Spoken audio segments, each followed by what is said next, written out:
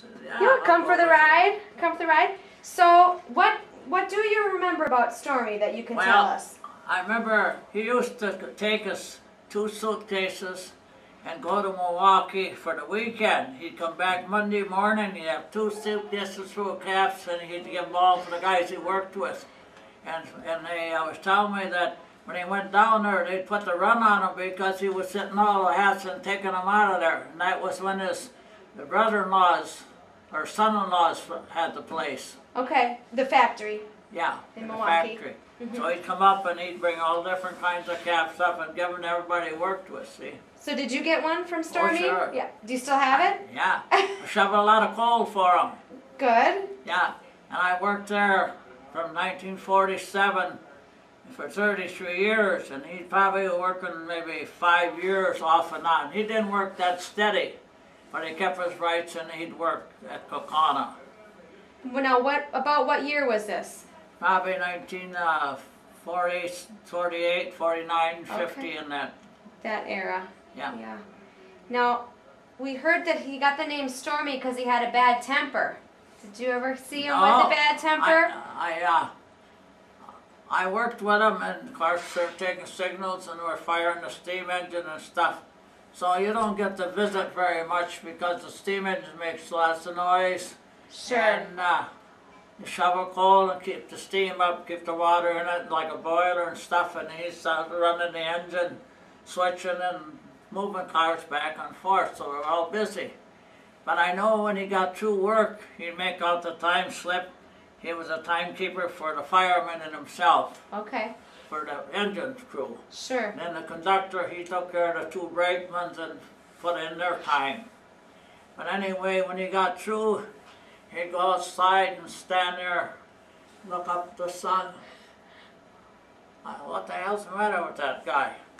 So I don't say nothing to him. I go home or go back to the room. And I said something to somebody, and he said, well, he believes that when he looks in the sun like that, it's strengthening his eyes. Huh. And I said, well, if that's what you believe, I guess that's what you do, see. But I never see it if I do that before. No, no. Now, did you ever see one of his baseball teams play? No. But I heard of him, and he had bus loads, and he'd haul them around. And that was his hobby. Right, right. He loved baseball, so yeah. We're told. And they said, I don't know how much, but you hear things, and he'd get a good player, then he'd sell them to some professional team. Yeah, I didn't know that. You said that when you were giving a tour. That's interesting. Good way to make money, huh? Pardon? Good way to make money. I heard he liked making money. Well, I don't know how much they made, but it had to cost them something to feed and clothes and house and stuff like that. Yeah. And at that time, they didn't have good roads, they didn't have good buses and stuff, so he was probably one of them in the whole country that ever did it. Yeah. That was his hobby. That's just funny.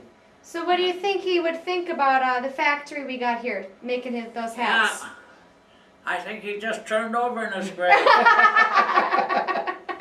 It's a lot different. Yeah.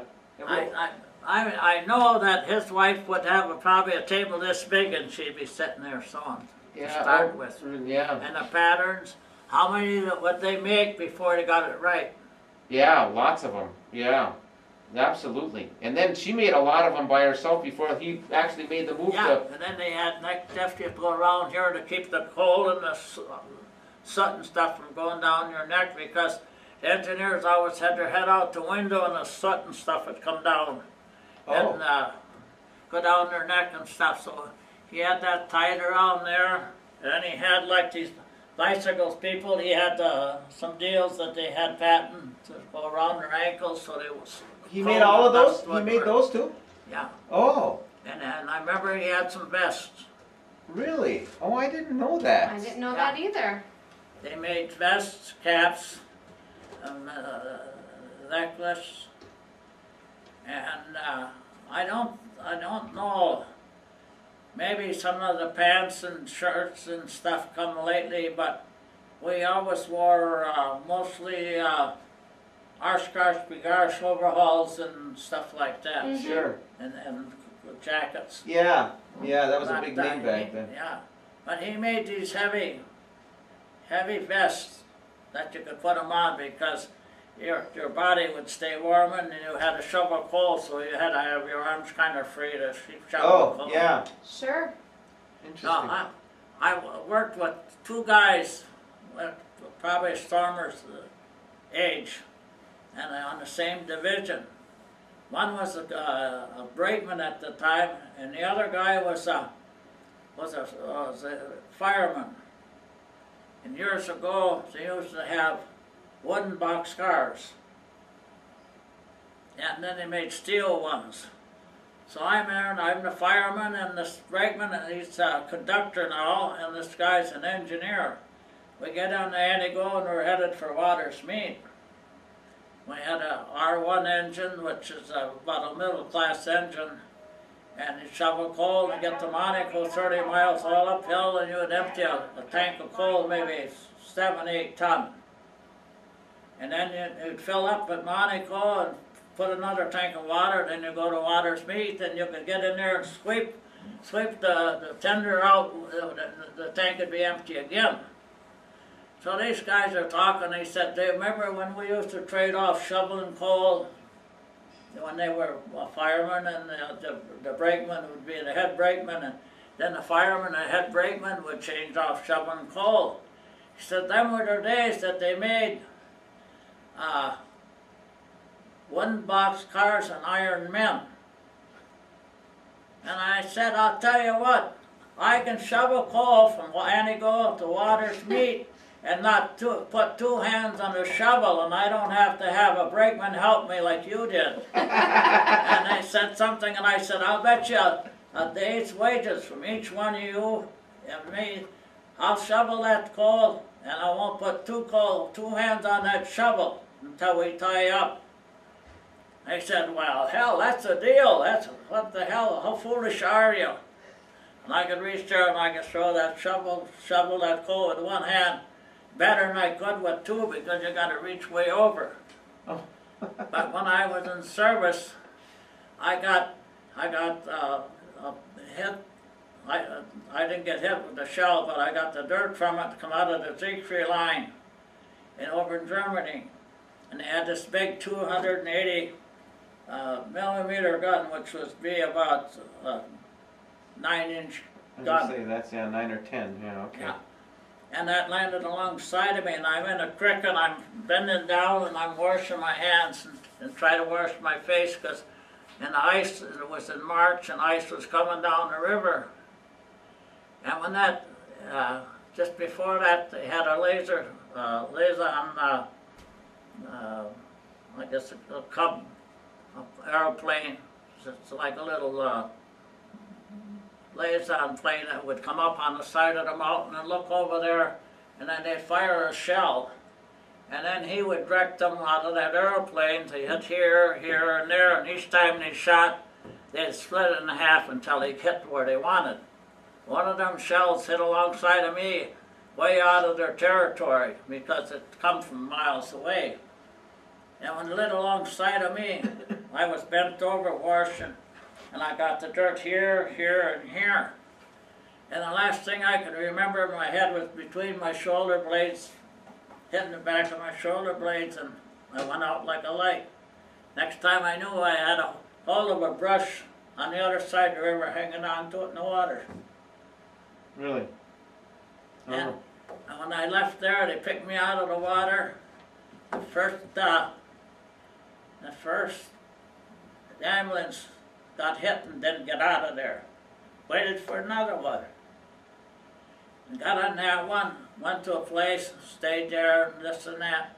Took me 7 days to get to Cardiff, Wales, before they took the dirt out of me and sewed me up. Really? 7 days? 7 days. Wow. Yeah, and then my left side and here and stuff, the muscles are all gone. So I could do push-ups with one arm, do a lot of things with one arm. So I was really, had a lot of strength in one arm, but they didn't know that. You suckered them, huh? So I could shovel that coal like that. Oh, that's a great story. Yeah. That's good. But I never used to be able to talk about it without bothering me. I never could finish that, but I had 9 ambulances ride, 2 train rides and airplane across the Indian Channel before I got to the hospital. Wow. I just step by step. That's why we gotta honor the greatness of this country for all the sacrifices you did. My dad was flying B-17s over the top of you Is that right? from England. I remember when the B-17s come out of England, that's just a steady roar, and I was supposed to follow a line, telephone line to go back, and it was cut. So I said, well, some Germans must have cut it. So then I took a hold of the line and I pulled it so many feet back. So then it would be probably 100 feet back. So I run to the end of it, so I knew whoever cut it would be 100 feet up. So, Oh, okay. Yeah. and then the tanks and stuff were all buzzing around there. And finally I made a circle around. It's dark out, midnight, 2, 3 in the morning. So anyway, I finally got that put together. And tanks were coming by and they don't have no lights on, just little eye lights, you know. So I curled up and went around the tree. The B-17s were flying over the top and the tanks were going around me, and I laid around the stump of a big tree, or the trunk of a big tree, and went to sleep. Oh, like So that's, long time ago, huh? I got 18 years old then. Well, I guess I was 19 then. Yeah. Well, thank you for coming in Thank you. today. That We was really really nice. appreciate So that's it. all I know about Kromer. Well, I- I Well, want we to like thank you that. for Well, I think you should seeing take. all that modern equipment. Thank you. I think you should get a hat for your time. So Yeah. you go out there and have a hat. Yeah. Get yourself a Stormy on us, will you?